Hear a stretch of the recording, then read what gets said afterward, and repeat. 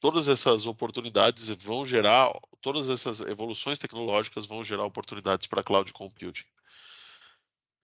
E, cara, o que é cloud, né? São produtos que, obviamente, o computador no servidor não está na nuvem que passa lá no céu.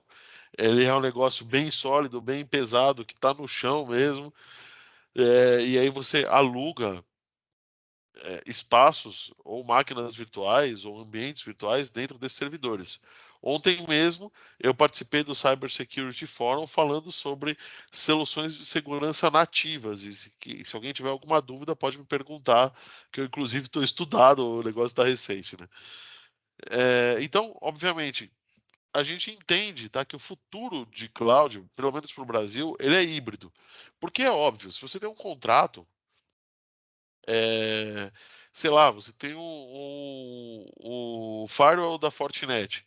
Você não vai descomissionar o teu firewall para comprar um firewall em cloud, né? Óbvio que você vai é, usar o teu firewall da Fortinet até o teu contrato acabar, até acabar a licença dele, e migrar depois, se for vantajoso para o usuário, para o departamento de TI, para uma estrutura de cloud.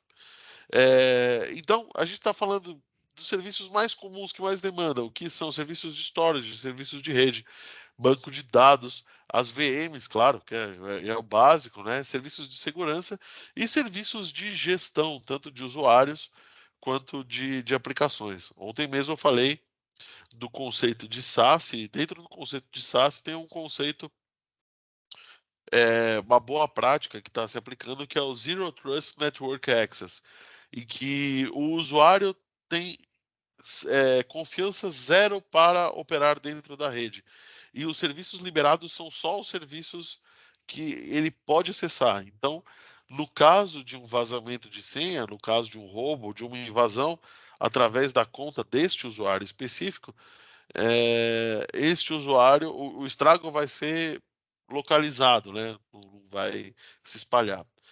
Em contrapartida, a gente tem fora de cloud, a gente tem estruturas locais, né? Como a estrutura on-premises dentro das empresas, os servidores, os data centers locais, serviços de IoT, serviços que precisam ser utilizados localmente. Eu gosto de dar o exemplo, por exemplo, de direção autônoma. A Huawei Cloud ela tem um serviço de direção autônoma. O pessoal fala que direção autônoma pode ficar no 5G. Eu particularmente discordo. Eu acho que direção autônoma, por exemplo, é algo que precisa de latência zero e que precisa estar projetado para ser resiliente em caso de quebra de queda de conexão. Então você precisa ter uma máquina local. Você até pode processar online, mas se cair, você precisa ter processamento local e o carro precisa saber o que fazer, o avião, o helicóptero, o eVTOL, o que seja, né? E aí aqui, para quem se lembra do webinário passado, a gente criou uma oferta para uma empresa fictícia chamada Tower Telecom. Para quem não sabe, o logo da Agora antigamente era bem parecido com esse daí, então a gente está brincando com o logo antigo da Agora Telecom. O objetivo da Tower Telecom, que seria uma empresa de venda de serviços e um provedor de internet, né, seria fazer a venda de serviços da Huawei Cloud. Inicialmente serviços de backup e VMs pelo site da empresa, né? E aí a gente sugeriu um fluxo de vendas e que começa com a compra de um servidor, né? Ou a compra de um backup. E aí o usuário define que quer comprar o servidor, define qual a configuração do servidor. Isso passa para uma identificação de um cliente, pode ser integrado no logo ou não. Aprovada a solicitação, é, entra-se em contato com o cliente se necessário. Em paralelo, você cria o contrato do cliente e faz o faturamento para cobrança periódica. Em paralelo, cria-se o ambiente via API e você cria e comunica o cliente que está tudo realizado, mas isso é um fluxo sugerido, óbvio, que isso daí inicialmente vai ser um processo até mais manual do que automatizado. Dentro do site da Tower Telecom, a gente pode sugerir vendas desse tipo, né? Então, um servidor em nuvem a partir de tantos reais, um backup a partir de tantos reais e outras soluções a partir de tantos reais, ou consulte, né? Exemplos de como a gente pode vender serviços de valores agregados. E agora eu já vou preparar vocês, porque a gente vai fazer uma coisa um pouquinho diferente. Eu vou querer exemplos de serviços que vocês possam me trazer, e aí escrevem aí no chat qual serviço que talvez seja interessante você vender como serviço agregado dentro da tua empresa. E aí a gente vai aqui, eu vou acessar o Pricing Calculator, a gente vai desenhar a arquitetura juntos e vamos ver, tá? Primeiro eu faço aqui para a gente brincar no começo. Então vamos lá, exemplos de venda de serviço agregado. Cara, o que eu posso vender? A gente já sabe, já foi falado 500 vezes que a Huawei tem mais de 200, já está chegando a mais de 250 serviços. Cara, então, puta, o que se quiser tem. E aí eu acho que é bem legal a gente começar a definir quais são as estrelas desse o que você quiser tem. E uma das maiores estrelas é esse serviço aqui, ó, o Object Storage Service. Aliás, a Huawei é péssima para siglas, tá? Então, isso daqui deveria ser chamado OSS, não OBS, né? Mas enfim, deixa para lá. Essa sigla estranha aqui do OBS, ele é um armazenamento bem semelhante ao S3 da Amazon, em que é um armazenamento extremamente barato, extremamente resiliente. Ele pode ser manuseado por API ou não. Ele pode ter um aplicativo dentro da máquina do cliente ou não. Ele tem versionamento e ele tem um negócio muito legal chamado classes de faturamento. Tá? Esse é um dos serviços que você pode vender para os seus clientes e ele é uma das maiores estrelas que a gente tem. Olha que interessante. Ele tem classes de armazenamento aqui. Então, por exemplo, eu quero o padrão, ele funciona como se fosse um Google Drive. Pediu, tá lá.